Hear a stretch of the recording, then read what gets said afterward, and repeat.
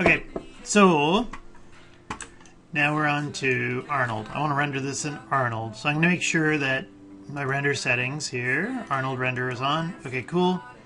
And so let's just throw a light in the scene quickly. Arnold, lights, area light. And I'll pull my area light over here. The manipulator tool doesn't work on this, so I'm going to go to panels. I'm going to go look through selected. There we go. And now I move my light around. It's getting a little bit fraggy. It's because my scene's pretty big. I'll kind of put it up here someplace, and that should look good. I'm just going to go in and let's go back to perspective. I'll get this 2 panels, and I'm going to go to Create, Cameras, Camera, and I'll make this so I can look through Camera 1. Okay, and so now I can see through my camera. Here's the lights up here. I'm just going to make that a bit bigger. There. And I'm going to take this whole object here, and I'm just going to go and assign a Arnold standard surface to it. Okay. And I've got that on. I'm happy. Whoop. And let's go and close this up for a second. And let's see what my render's looking like. So I'm going to go to Arnold, Render. And my light, I got to select my light again. So I got my light selected. I got to figure out the exposure. Usually I dump this up around 10. Come on. And then I go and I pump up the intensity. And I'm starting to see it. Okay. Remember that your exposure, once you go up above 10, it starts to get a little bit hot too quickly. So I'm going to take the intensity, and I'm holding down control, and there I get it, so it pumps up tons more. And immediately I get this really pretty render. Okay, great. And which view am I in? So I'm in the perspective. I'll switch over to camera shape 1. Great. And as I move around here, I notice that this starts to chug quite a bit when I'm rendering and recording at the same time. Okay, so next thing I want to do, let's, I'm going to stop this for a second. So I'm just going to hit stop so it doesn't render anymore. And 1 to 1, up. Okay, I'm going to go here to create Polygon plane. I'm going to make this plane big. The plane, I do believe, might have a Lambert on it or something like that. So if I do render it again, no, it works. Okay, cool. The next thing I'd like to do is I'd like to have an image behind this. So I want to park it onto an image. I'm going to go here to View, Image Plane, and I can import an image. I can do it here, or I can select my camera, and on my camera, let's close this down, film back. If I go in here to Environment, Image Plane, same thing. 2 ways to do the exact same thing. There's the image plane over here. I think I gotta pause this or something. Come on, pause. And then I can go over to image name, go browsing. And is it this one? It's that one. Open. Okay, so you can see it in the background over here. So if I go and I hit render, and why is it not picking up? Okay, pause that, refresh, maybe close it down. Sometimes you close it down, you make sure this is highlighted, you go back to Arnold, render. Okay, I thought I hit the button. Okay, there it is. Okay, it figured it out. Let's make this a bit bigger.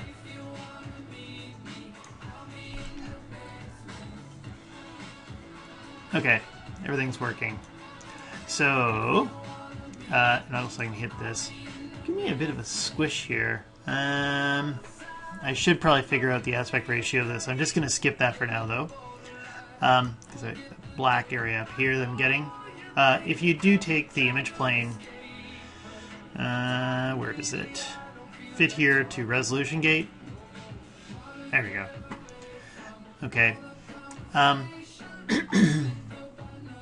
So next thing I want to do is I want to make it so this plane looks like it's picking up in here. So if I go in and let's move this over this way a little bit, plane is sitting here. I'm going to right click and I'm going to assign a new material. We'll go into the Arnold shader section. And when I'm in Arnold, I am looking for something called a shadow matte. Boop. And it works almost instantly. Okay, let's make sure I've got this thing selected. Let's delete the history. Okay, shadow matte, scene background. So we can see the shadow in here, shadow color. If I touch that, it gets wacky. So shadow opacity. If I want to, I can maybe make it a bit. So I'm kind of picking up a bit of the floor, but again, that gets wacky. Let's see. When I'm zipping down here, we got scene background here.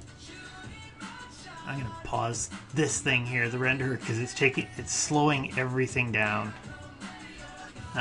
Scene background or background color. So if you want to, there's another way to do this where I kind of can park an image in here. Right now it's set on color, and for some reason it's graying this out and not letting me get in there. And it might be this thing's just open. There it is. And as soon as I do that, it refreshed.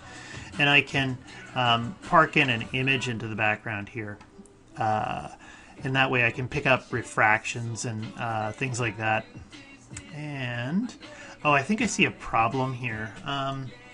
The image plane is sitting in front of my camera right now, so it's really hard to see. So where is my camera? My camera is... it's right there, and it's very small. If I scale the camera, you'll see it'll push back there, and now I can see everything. Okay. So I'm seeing my shadows. I might also decide to, if I want to have some kind of fill light, there's a few different ways I can do this. I'm going to go into Arnold, I'll go to Lights, and I'll put in a sky dome. Skidome. And let's go over here to Render again. Now the sky dome is going to be really stinking hot, and it's white. Okay. And well, this looks kind of cool, though. I'm going to go down to the section on the sky dome here where camera, so I can turn it off so you can't see it in the camera. Uh-oh. Transmission. Hold on a second. Why is it bleaching out the image plane?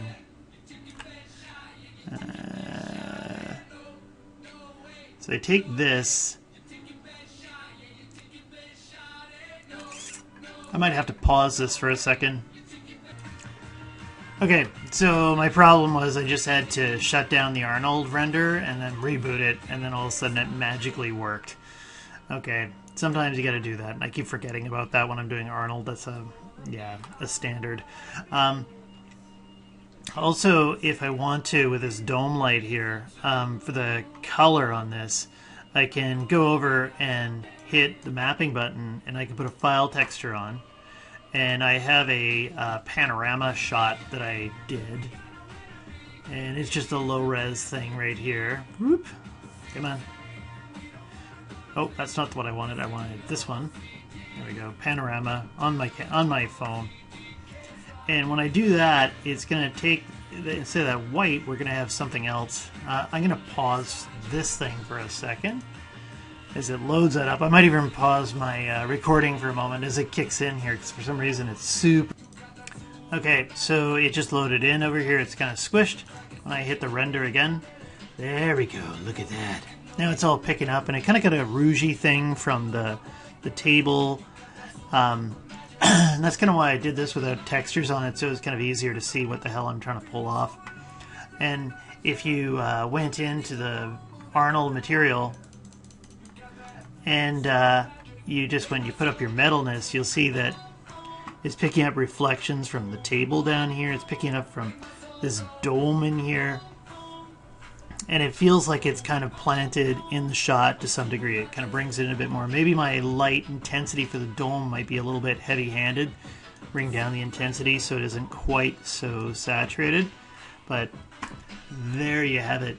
And what else do I got to do?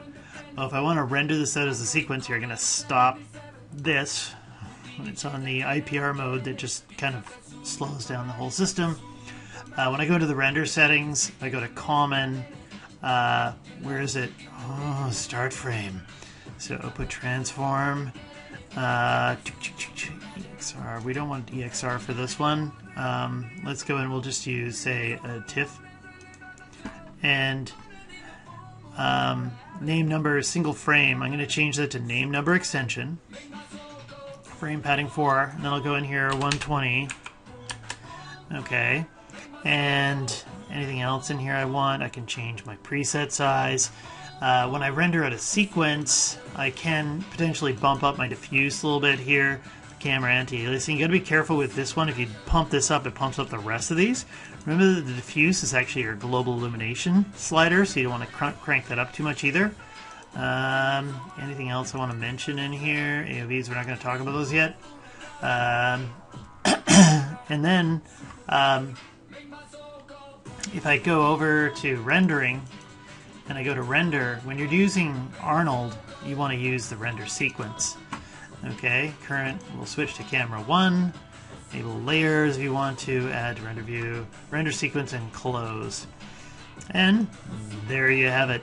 That's the Arnold render version of putting it into a shot. I'm just thinking if there's anything else I'm missing. I could put a couple more lights in to kind of symbolize these lights. And maybe, actually one more thing I'll maybe mention, say this light up here, I don't want that to show up in these renders quite as much. When I hit render, let's close this. Come on. If I go down to the light, you'll see that just like with the dome light, there's a camera section on it. Oh, did I have the area light selected when I did this? There's something weird going on here. Transmission, the camera. Anyway, the visibility on the camera, if you turn that off, then it won't render in the camera. Anyway, I'll stop here.